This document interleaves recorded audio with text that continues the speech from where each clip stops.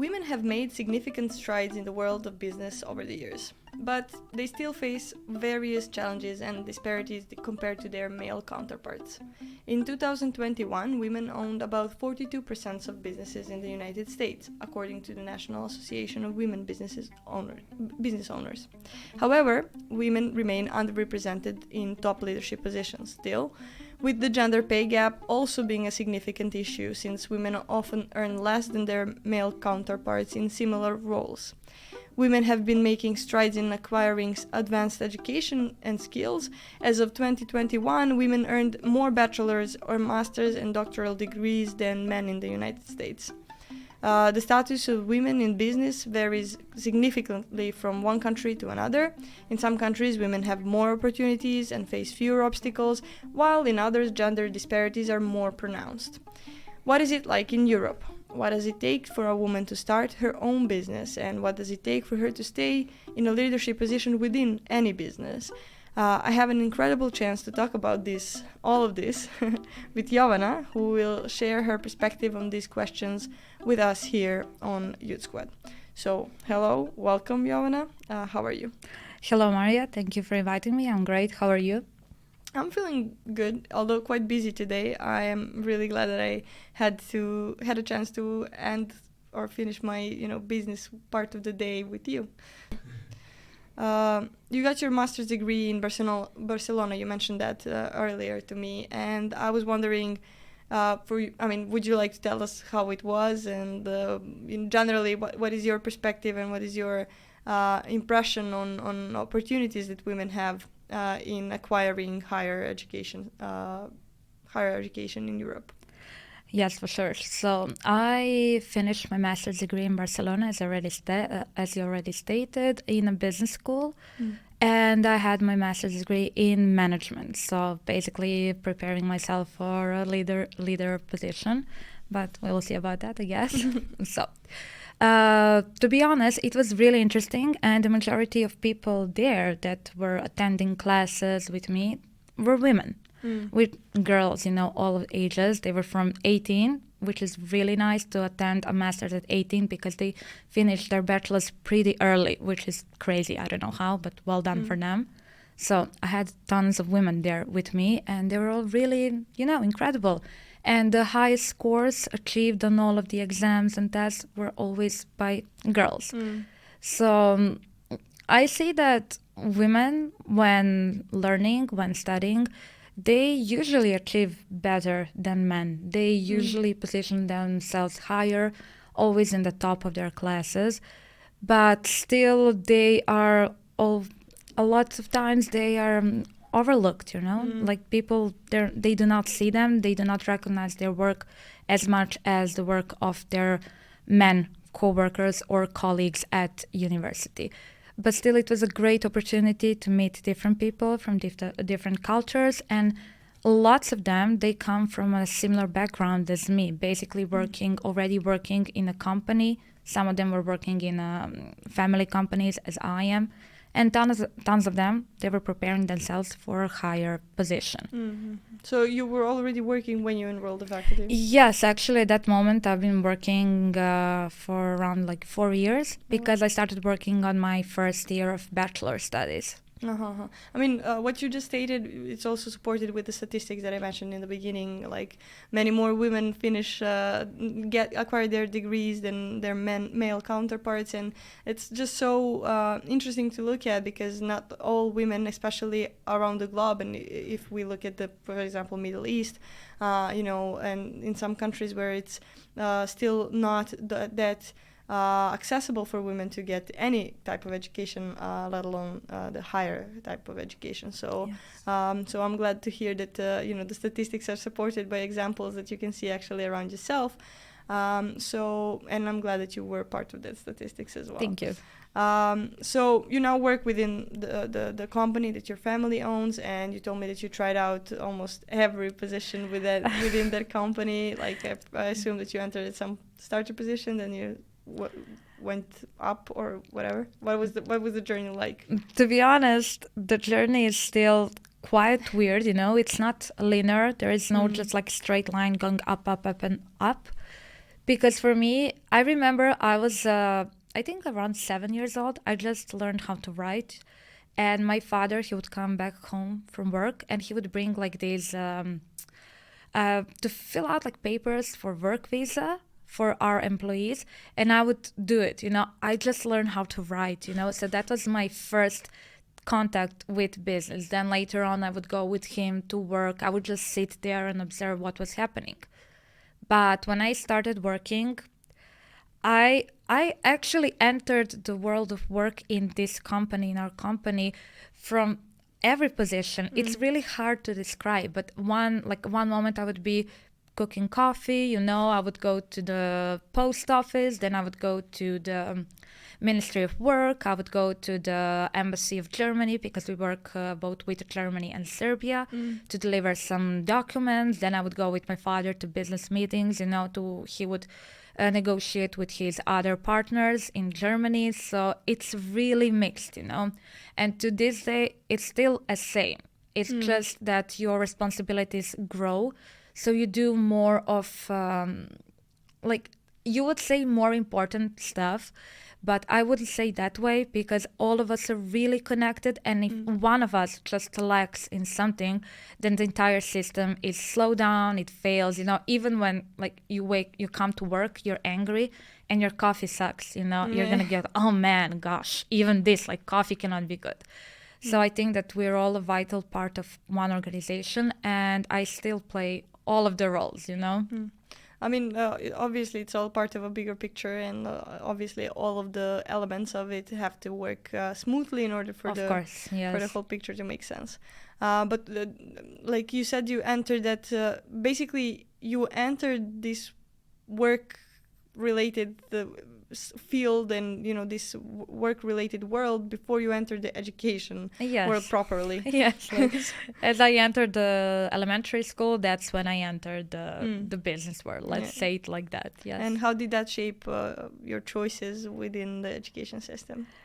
It shaped them tremendously because if I look now back to who I was when I was a kid, what my process of thinking was, I would have never chosen economics and management. I'm on a completely different side, let's say, and I really was interested in diplomacy, and I wanted to go to the University of Political Science. But my father, he was kind of against it. He said do what you want, but my advice is not to do it. So I listened to him, and here am I in economics. But it shaped a lot my way of thinking in that way that I accommodated my education to the needs of the company. I kind of shaped myself to fit the company a bit more. I became really organized. I became really disciplined with certain things, not all, but certain, yeah. Business related things. Yeah, like personal stuff and no. That's a topic for another podcast. Yeah. I agree. But it shaped me a lot in the way that you have to sacrifice something to get something, the opportunity cost. Yeah, I mean, obviously, but from what I hear and from what I see on your face as well when you smile while talking about the company that you work in, it's not, something that you regret necessarily. No, not at all. I think sometimes about what could have happened, But everyone does that. Of course. But I'm really happy and satisfied with the place, position where I'm at right now. I'm satisfied with the opportunity that I have to just see how one company works, from all of the aspects, and to just have this opportunity to be able maybe in the future to lead the company, by myself. So I'm very grateful for this. Yeah, is that something that's on the horizon, like you taking over the company? Or? It could be. I also have an older brother. He is also working, The thing is that we would maybe split, He would be here in Serbia. I would go to Germany. But it's debatable, But I do see myself one day having really important and even bigger role in the company. Yeah, I mean, obviously, within any company, you have an opportunity to grow and to develop within it. So why would this be an exception? Yes, exactly. And what kind of company is it? Like you mentioned, you work with Germany, you work with Serbia. Well, basically what we do is we do electrical work. We do it usually on like really big buildings, factories, schools, you know. We have this private joke that we schooled, you know, so many German kids. It's crazy because we worked on over 35, 40 schools in Bavaria, which is a part of Germany, where the capital, like the central part, is Munich, the city of Munich. So yeah, it's been really interesting, you know. Cool. I mean, so this is, I mean, from what I know, correct me if I'm wrong, not really women-dominated field of no, business, not right? at all, not at all. The thing is that a lot of work that's being done within this type of company is done on the field, you know, basically on the construction site, and they're all men, you know. I really don't think that there is enough place there for a woman, because it's a really, I'm not saying that women cannot do those jobs, they can for sure, but it's really, really heavy, you know. You have to carry heavy, The physical. yeah, it's really physical work. So there is not that much space for women in that area. But on the other side, where you have the operational phases going on and everything about that, negotiation, working with partners, definitely, for sure. I mean, okay, your journey started because from the moment that your parents started this company, or well, this company has been going on for 30 years, more than 30 years, and I'm 25, so yeah, it's older than me. But yeah, since my day one of being aware of myself, I was aware of the existence, and basically that one day I would have a role in this company. So it was kind of put in the stars between, you know, even before you were aware of it, like it was kind of written in the stars for you. Exactly, I would say so. But how does one woman, how can a woman enter this type of world without it being, you know, written in the stars, without it being a family company? Is it possible? And what do you think are the experiences of other women within the electrical engineering world, or whatever you would call it? That's a really good question, because not everybody has this opportunity as I have it. It was basically laid out, you know, for me. But I'm not gonna lie, it is hard. It is hard because just when you look at the faculty of electrical science, you know, in Belgrade here, the absolute majority of people, students there, they're male. You know, like when you see a girl, you are in shock. Like, there is a girl going to this university, well done. And it is hard, really hard, but it is possible with real hard work. But still, you know, as you said at the beginning, at the intro of this podcast, this episode, you said that there is a really big difference in wages. There is, and there is also really big difference in recognizing somebody's work, because women, they could offer 100%. Man could give 70%. He would still be more validated, easier to validate than women's work. That's what's happening, unfortunately, at least in this area. Yeah, I mean, I always I tend to state some facts and statistics in the beginning of each episode, because they usually are really discouraging. They usually are pretty negative, but the guests that I've been having so far throughout the series are the exceptions to these rules. And it's really good to hear that even though you are an exception, you can still perceive and you can still rationally, see that this is not a fact for everyone. This is something that has to be either, a lot of hard work and a lot of, facing challenges along the way and overcoming them, and then stepping out of your comfort zone, and then still maybe failing and then succeeding at one point, or just generally, something that's already been, as you said, laid out for you, for whatever reason it is, like whether that be family company or, you having luck and, entering something, there are a lot of different things that can happen for you to be an example in this thing, but it's still really I think, important for us to understand our privilege in that sense and to do something about the general state of things, which is not really beneficial for women. So my next question for you is like, do you think that you have a chance now that you are in this position to maybe help and empower other women to enter this field? And would you?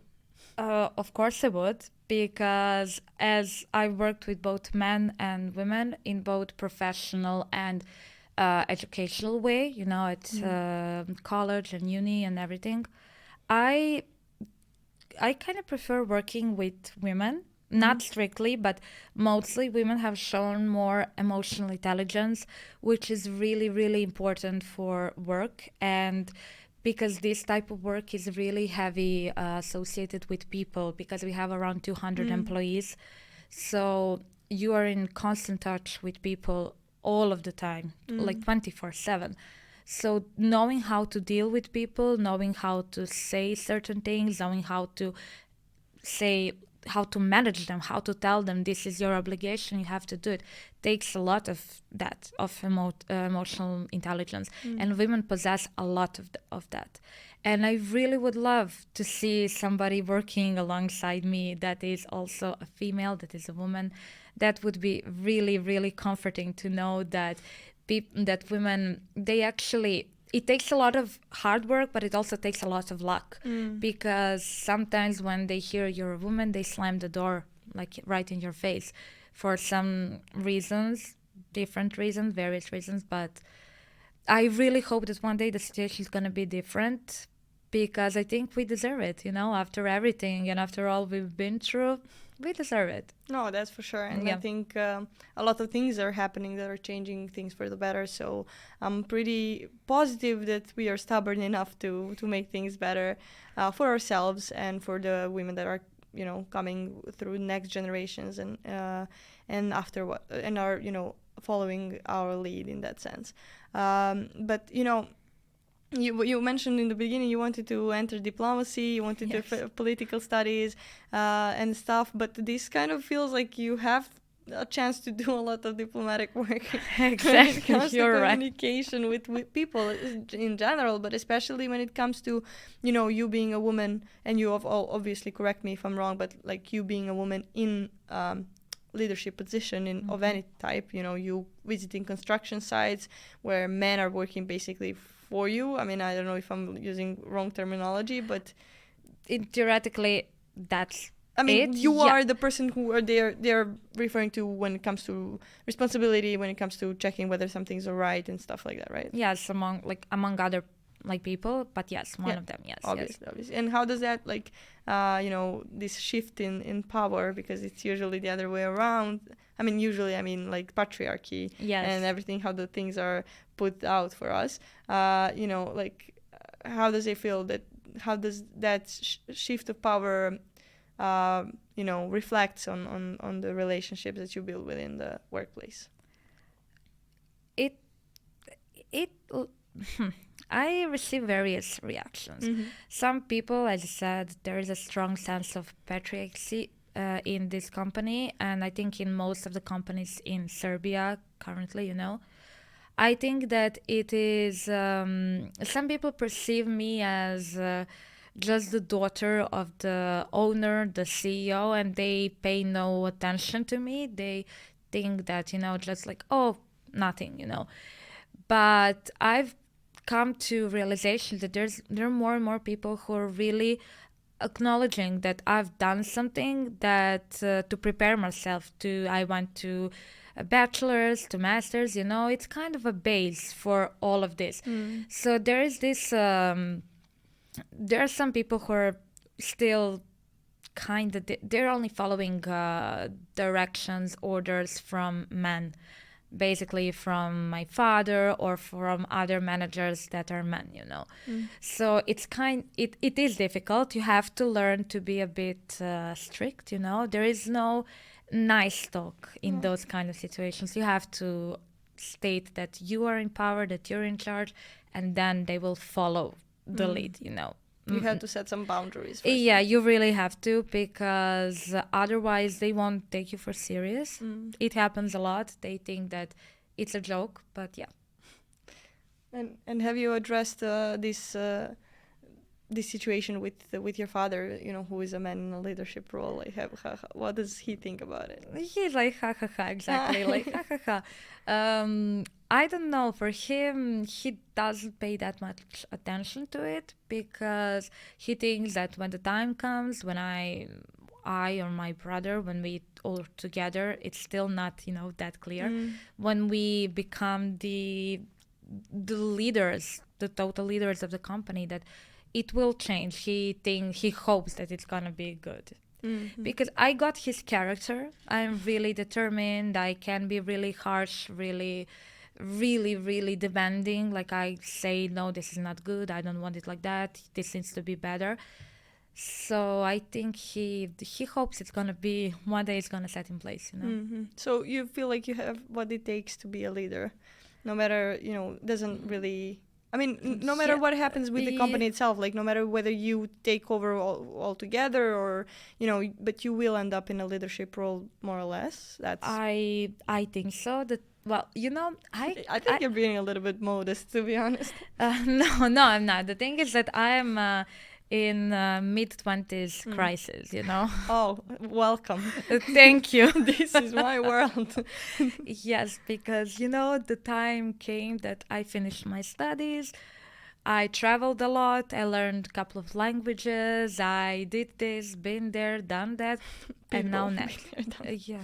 And now what? Now it's time to step up, like start working.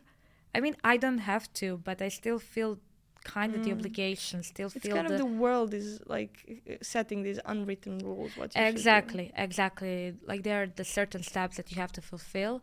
And now I'm afraid because like I started working, the next step is getting married, having kids. And I'm like, oh no. Like because there is this also for women, it's really hard managing business and family. Because a lot of people tell you have to choose between family or business. But a lot of people, I actually gave it a little bit of thinking, People forget about the third part of this equation, and that is ourselves. Because people choose, oh, I'm gonna go commit to my family, or no, I'm gonna not get married, I'm not gonna have kids, or I'm gonna get married, but I'm not gonna have kids, I'm just gonna work. But people lose themselves into that, and if you're not in a right place to begin with, in a right mindset, no matter how cliche that sounds, people like mindset is everything. It's not everything, but it's a really, really big part of you succeeding in what you set your mind up to. So taking care of yourself and then choosing whether you're gonna follow more into career or more into family, then you're gonna see what you can do about that. It's interesting that you mentioned that because I've read a lot and from other women that have been guests on this series as well. I've heard a lot of times, especially, I mean, those who would traditionally be described as successful, which you are too as well.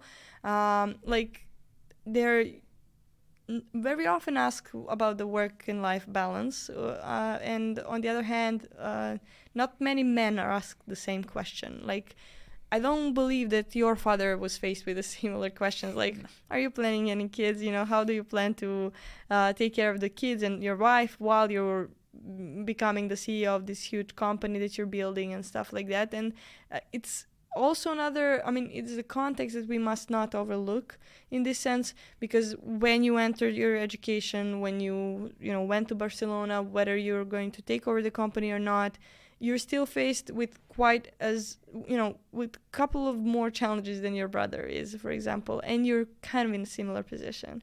Yes, well, my brother, he's married. He has 2 kids now, so but as you said, men, they do not face that challenge, and they do not get us those questions like, are you planning family? Are you married? That's really, really tough situation.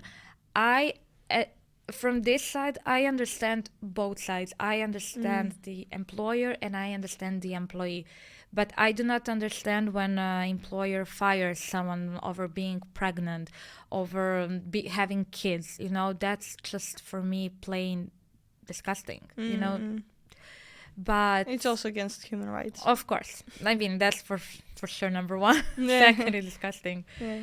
But what women, they're really in a rough position here, because they're basically said you have to choose. You cannot get it both. While men are said you can have both, because you can have a woman waiting for you Yeah. back home with the kids. Yeah, yeah. And as you mentioned about my father, he really wasn't asked that question. Of course he wasn't. And when I was a kid, I actually do not remember my dad as much. It's always like, oh, my mom, you know. My dad a bit less, because he was always away, you know.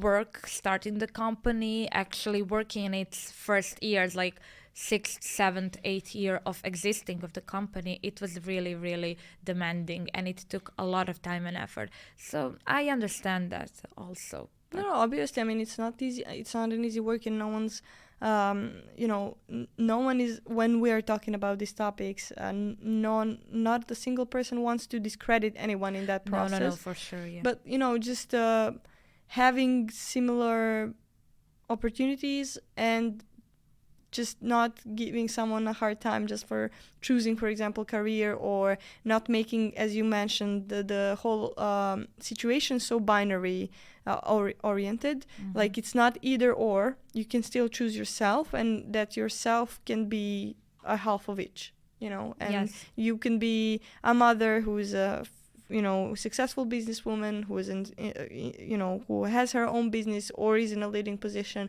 It's nothing that we haven't seen before. Yes, It's just that women in general are socially, like, society sees it differently, and we've seen it in different examples. For example, the first example that popped into my head when you mentioned that that your father, wasn't faced with this question, and that he was away a lot.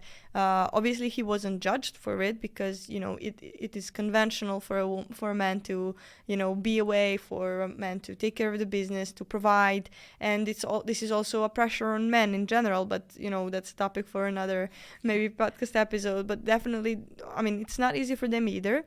But women, even if they, for example, are mothers and choose to, for example, for the first 6 years of their children's life, to build a business or something, they're still faced with a lot of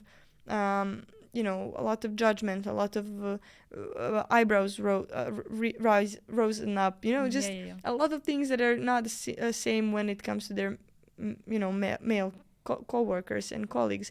And for example, I remember this example of Joe Jonas' wife, which he recently... Oh, he filed for divorce? Yes. The actress. Oh, yes. Yeah. When he stated that he was taking care of the kids. Yeah. I was like, they're yours kids. Like, what the hell? Yeah, I mean, obviously, like, when men use the word babysit for their own kids, it's like what illustrates this whole situation very perfectly. Yeah.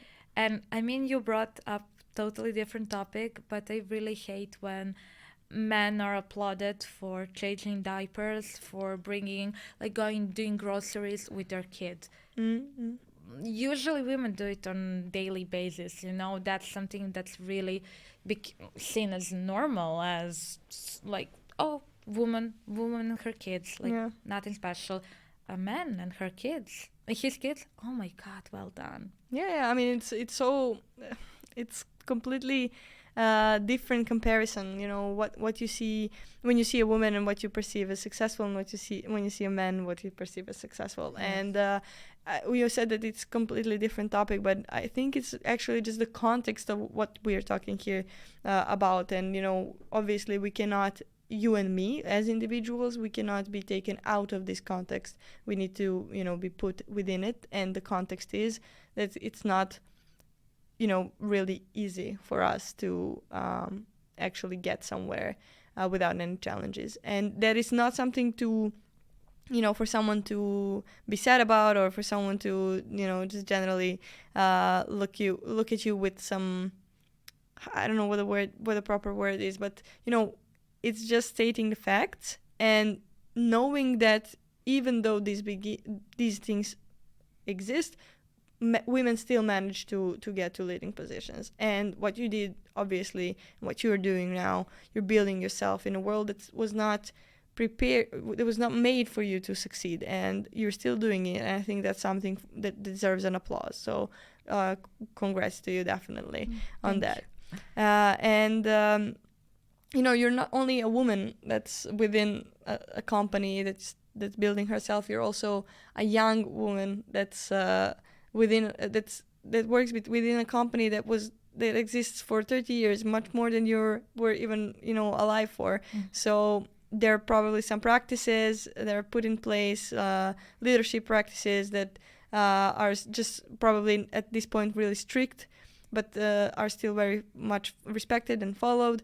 And what does it feel like to be a young person that's trying to maybe modernize or change things to make it more youth friendly, or generally just to keep up with the times? Well, so far it has been working like a well-oiled machine, you know? So there's this thought that we shouldn't be changing anything. Basically, just do the stuff that we're do on daily basis. Do it the same way. It's gonna turn out good. But still, we have to adapt to what is coming. The changes are every day, and not every day. They're like every hour something new is happening. You have to adapt to it. But still, there is this kind of like you're knocking and nobody's answering, opening the door. Sometimes they would like open a bit, like, what did you say? Oh, okay, we'll consider it. And it's this because they're used to kind of business model that has showed to us that it works really well, like why would we change it? So there are some way of adapting, like this year we ordered pens with our company's logo from Alibaba. Not from our local like store that does that thing. I don't know how to say it in English, but like printing store, they do that kind of logo engraving. The small businesses. Yeah, we ordered it. It came from China. My dad was like, wow, like nice, but then how to import it? It's like over 1,000 pieces. But they're opening, they're warming up to it.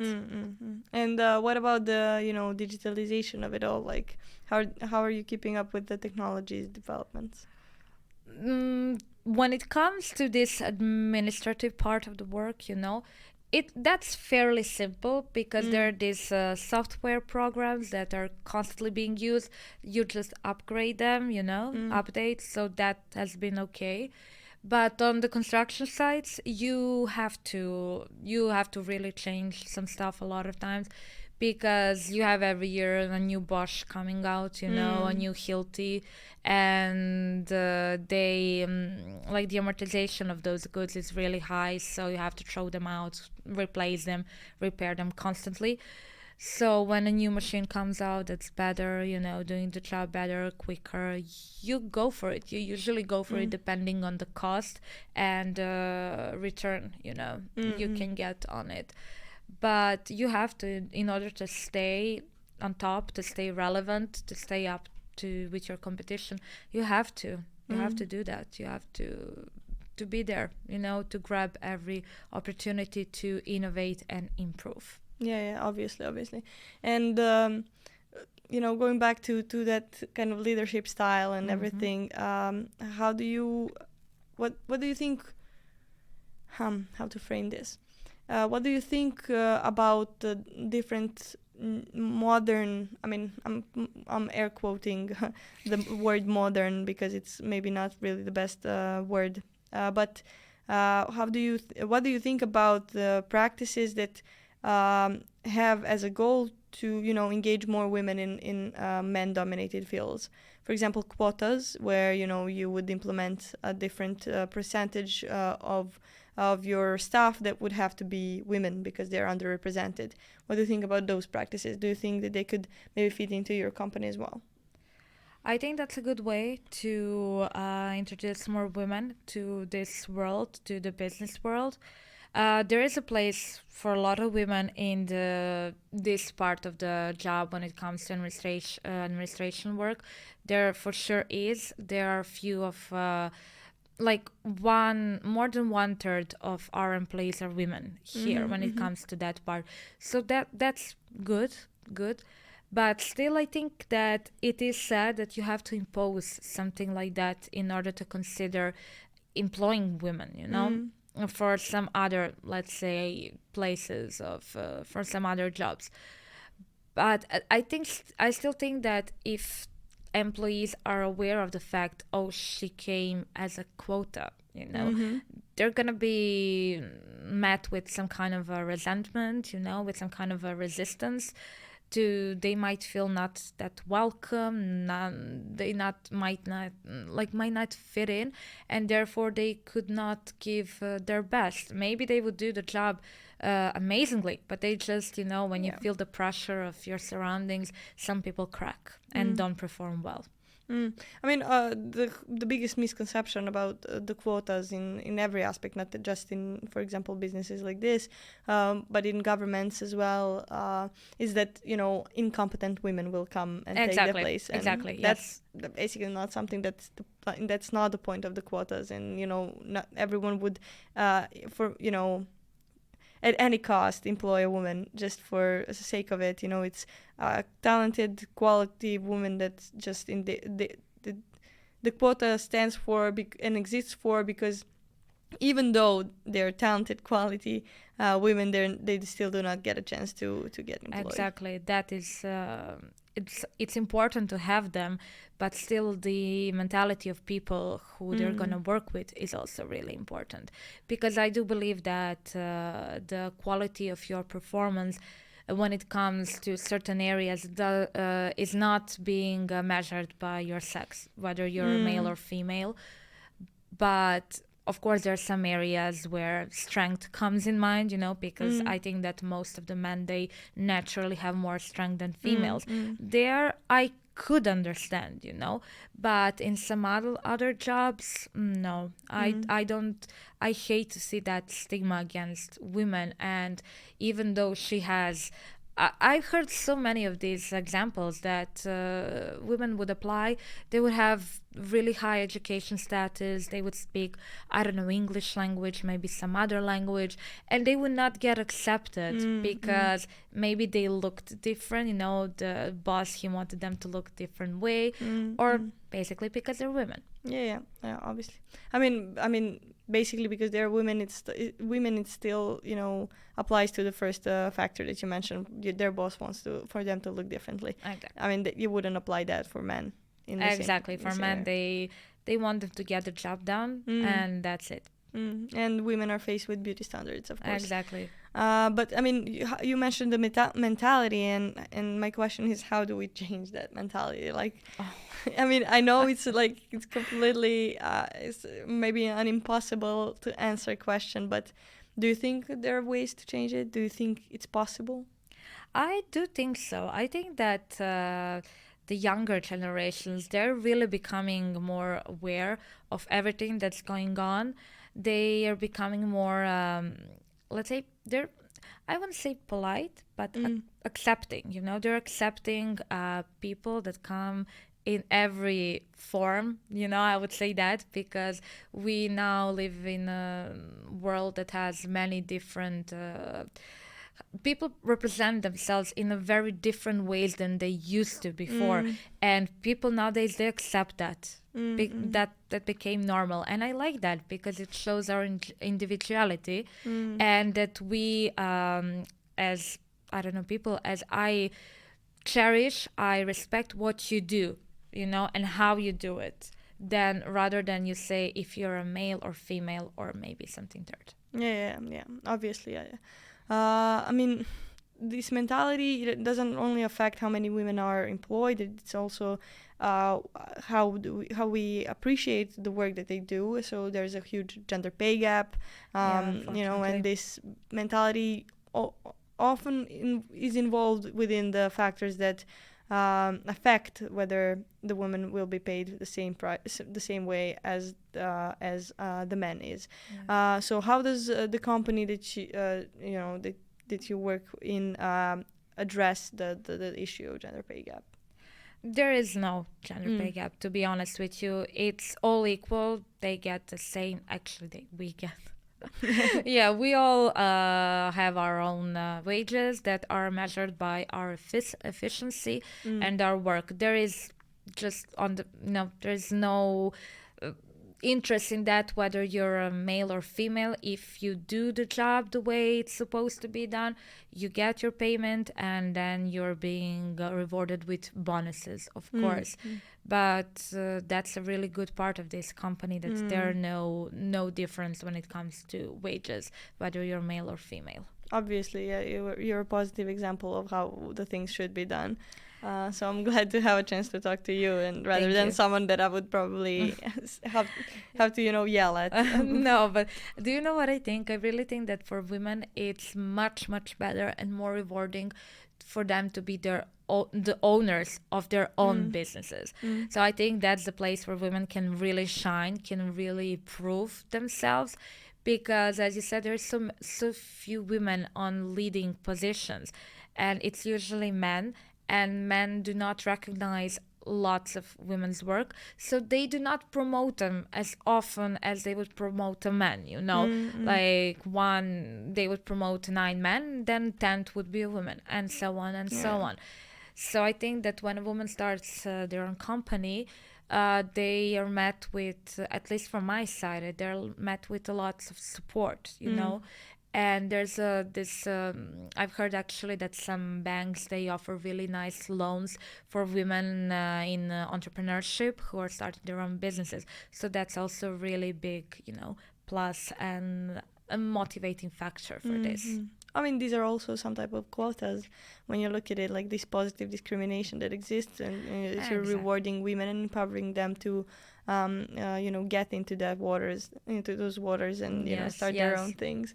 But do you think the companies such as yours, I mean, the one that you work in, can somehow affect and influence others to have similar practices in that sense? Like, do you think that, for example, when you meet with someone who is also working for another company, but for example, your father meets some other CEO and they start talking about this, do you think that they can actually influence each other on, picking up some tips and tricks on how to respect women in leading positions and in general as employees more? Unfortunately, I don't know what to tell you about that, to be honest. It's not how it works, right? I know nothing about businesses. So. To be honest, that would be like in a movie, like perfect, like you go, girl. But unfortunately, it's not how it's being done. Usually those discussions are connected with work, and they're like, I've never in my life, like I never met or saw or heard about anyone discussing this topic in real businesses, And have you noticed any differences between Germany and Serbia and how they, because you work with Germany and with their market and in Serbian market, like, do you notice any differences within that human rights approach in Serbia and in Germany? Like, do you feel like them being more developed than us in a sense, like country-wise and government-wise, do you think that it affects how the business is done there rather than how it's done here? Well, to be honest, I think we're on a pretty similar level. They might be a bit more developed when it comes to that area, but I think it's just slightly, because Serbia actually has a really good rate when it comes to women who own their own companies. It's around 30%, which is on like Europe standard, So I think we're pretty close there. They also have these typical stereotypes that women should be working as, I don't know, receptionist, or secretary, nothing else. It happens there a lot. But I think we're pretty equal. Oh, cool. I mean, it's nice to hear that we're not that behind, leading practices? No, actually, we're not. I was also surprised when I went to study and live, because that was my first time to spend so much time outside of my own country and basically adapting to new surroundings, to new everything, And also there, I kind of felt like it was better at home. In some areas, it's all like, it could be better here also, but still it's not as as bad as people perceive it. Some areas are really, really well managed and well developed, like also position of women that work. I actually went to one of the insurance company the other day, and I got like in touch with like a contact, send me a contact of that lady. He told me like, oh, she works there, you go meet her and she will help you with something. And they were all women there. I was like, oh, this is so nice, So it was really good. I never saw an office filled with women who were on various positions anywhere else I went. So I think we're in a really good spot. We're becoming much better when it comes to that. So what is one message that you would send and that you would that you would send to women that are trying to get into serious businesses and maybe start their own, or maybe just have a goal? What would you say to girls that have a goal to become leaders at one moment? Well, I would say them that you said they already have a goal. They have to strictly know what that goal is and not lose it from their side, because the moment you lose it, you don't know what you're doing, where you're heading, and every decision is moving you further away from that goal. And when you know what your goal is, you have to work it. I know it sounds cliche, but you have to work really hard. But with hard work comes luck also, because this is a very tricky situation. You have to have luck that comes with it, but do not give up, because and do not stay in a place where you're unhappy. Do not think, oh, I just have to work here for a bit longer, it's really bad, but I will have to like suck it up. Don't. Go try for something else, try for something new, even maybe switch out of your area of expertise or what interests you. Maybe you will discover that you have an amazing talent for something else. Try out also something else. Yeah, to step out of their comfort zones, basically. Yes, exactly. That is really hard. Stepping out of comfort zone, it's extremely hard.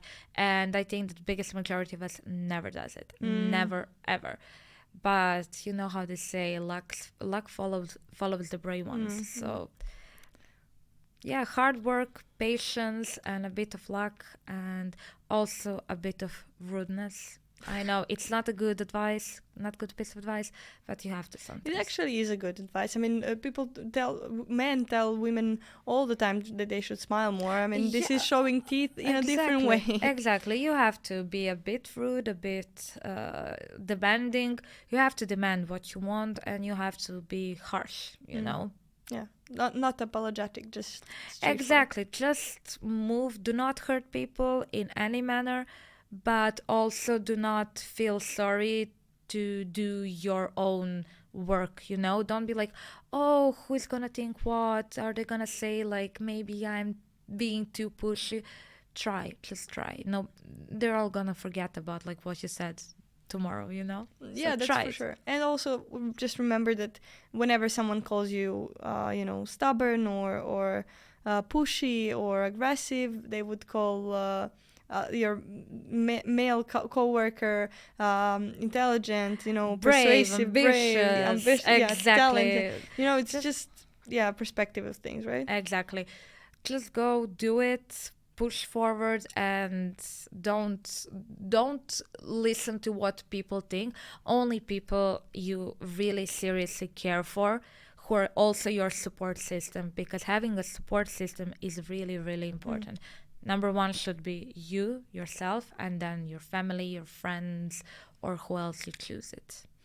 I will take some of your messages with me today, because it also really means a lot to understand that, I mean, you have to have a support system, and you should not care about other people's opinions other than your own and the ones that you care about. Thank you so much for taking the time to talk about this topic. I hope you had fun. I definitely learned a lot. Thank you for having me over. I also had so much fun. I hope somebody learned something. I did. I mean, I for starters did, but Well, I'm sure that our audience will as well. Thank you so much. No, thank you. And for all of you that are listening to this episode, I want to tell you that this series is ending soon. So stick around for another episode. Thank you for listening to Youth Squad. My name is Maria. The Youth Squad podcast series is recorded under a small-scale project in the field of youth called Voicehood of Youth, which will cover 4 topics: human rights, gender equality, European multiculturalism, inclusion and diversity, and active participation. The project is implemented within the Erasmus Plus program and is financed by the Swedish National Agency. Thank you for tuning in, and make sure you stay tuned for another episode.